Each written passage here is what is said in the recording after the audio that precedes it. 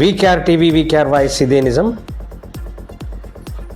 Liquor కేసులో 5 నెలల నుండి తిహార్ జైలులో ఉంటున్నటువంటి కవితకు ఇవాళ ఎట్టి పరిస్థితుల్లో బెయిల్ వస్తుందని చెప్పేసి ఆల్రెడీ ఆశతో బీఆర్ఎస్ శ్రేణులైనటువంటి ప్రశాంత్ రెడ్డి కావచ్చు, గణేష్ గుప్తా కావచ్చు, శ్రీనివాస్ గౌడ్ కావచ్చు, ఇలాంటి అనేక మంది టీఆర్ఎస్ నాయకులు ఆల్రెడీ కోర్టుకు పోవడం జరిగింది.